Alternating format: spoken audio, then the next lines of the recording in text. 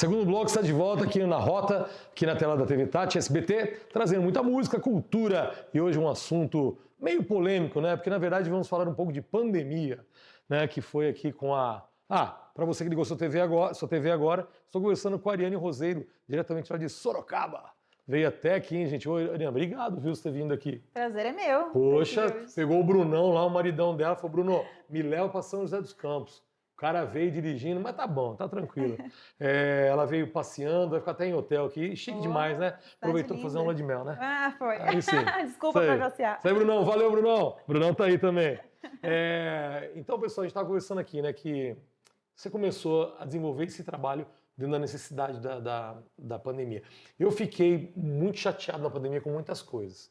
A pandemia me trouxe uma coisa muito boa e algumas coisas muito ruins.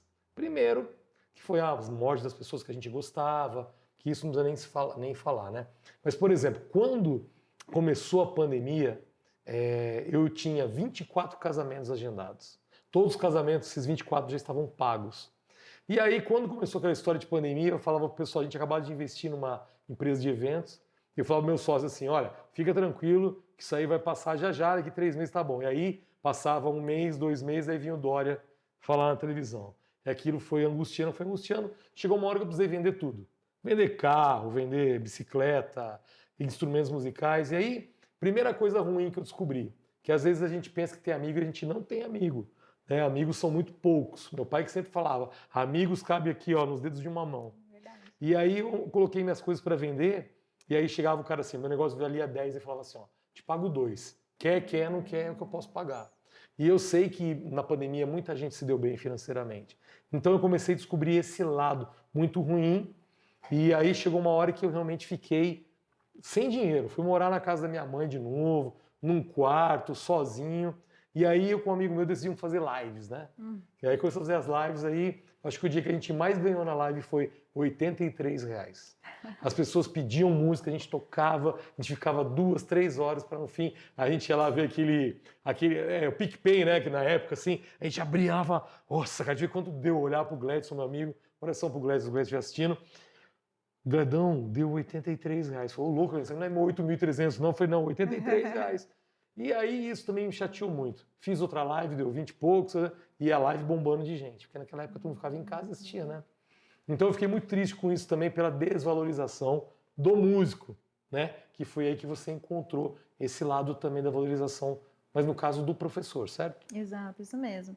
E aí? Eu abri a minha escola de música, a escola de flauta. Né? Foi na pandemia? Foi na pandemia. Foi em 2020, eu comecei a fazer as lives, eu não imaginava que eu ia fazer escola, porque eu não sabia como que gerir uma escola, como que eu ia fazer para dar aula online, sempre dar aula presencial e flauta, como que eu vou falar para o aluno onde ele tem que pegar, como ele vai soprar, muito difícil. Então eu não tinha essa experiência, eu achava que não funcionava. Eu tinha preconceito, inclusive, com aula online. Eu falava, esse negócio aí é só para vender, é só para ter dinheiro e não ajuda de fato, não funciona. Uhum.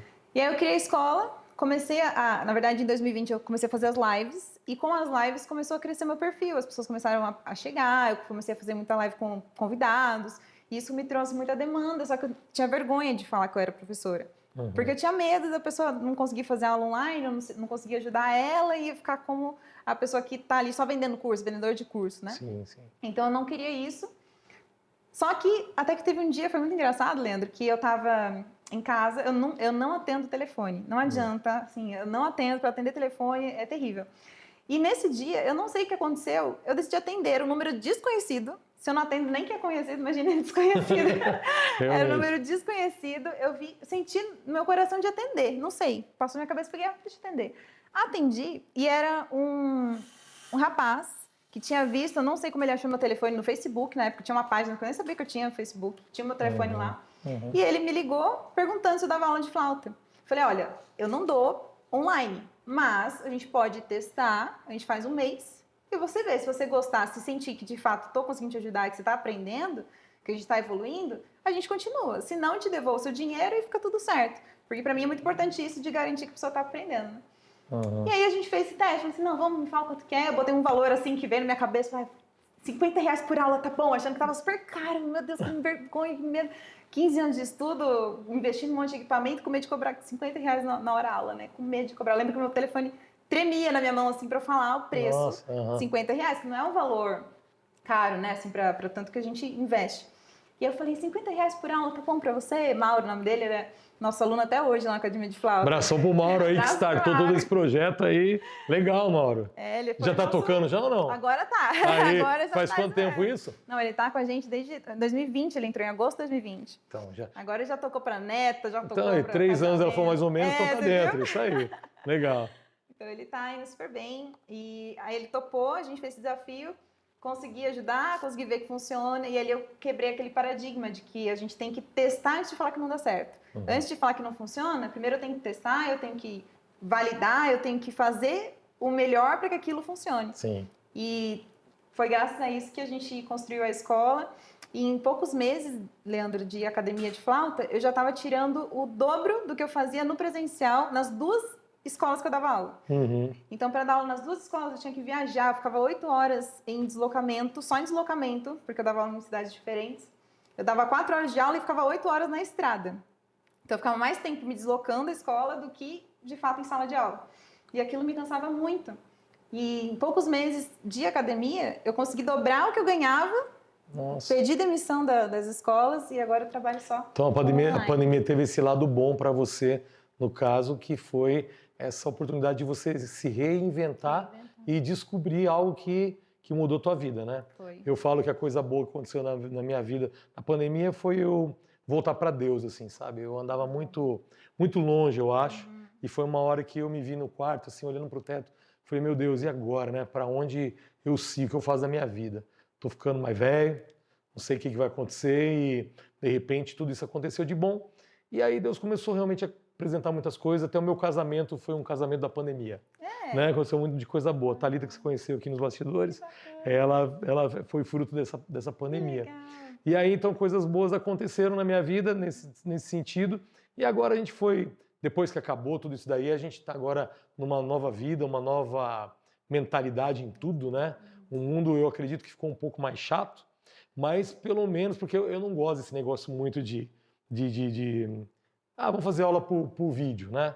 Pô, é muito legal estar aqui do seu lado, vendo você aqui, o seu dedo de perto e tal, e vendo eu tenho uma dificuldade.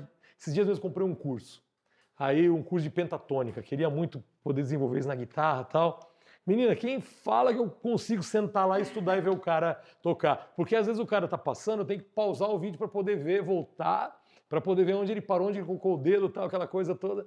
E é muito interessante isso e você deve ter essa dificuldade de passar isso da flauta, porque você tem que mostrar onde está seu dedo, tal, né? Mas eu estou falando muito hoje, deixa eu falar um pouco mais aqui, que você falou que você saiu da CLT e de R$27 que você ganhava por aula. CLT era isso mesmo. Então nós vamos deixar para falar isso no próximo bloco.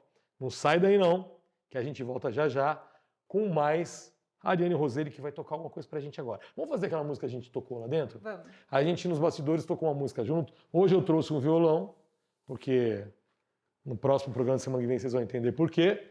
E a gente vai fazer aqui um som juntos.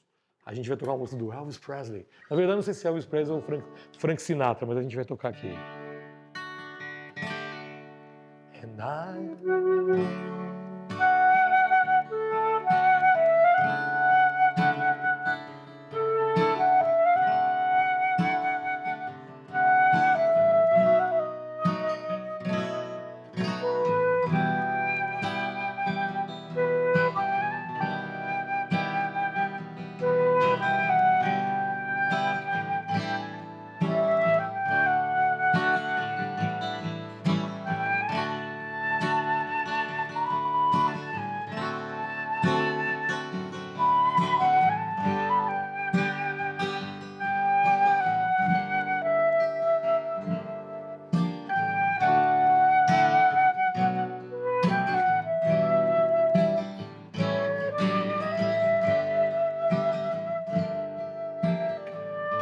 Sai daí não, segundo bloco volta já já com Leandro Salgado aqui no Na Rota, na Tati, TV Tati SBT com a Ariane Roseli.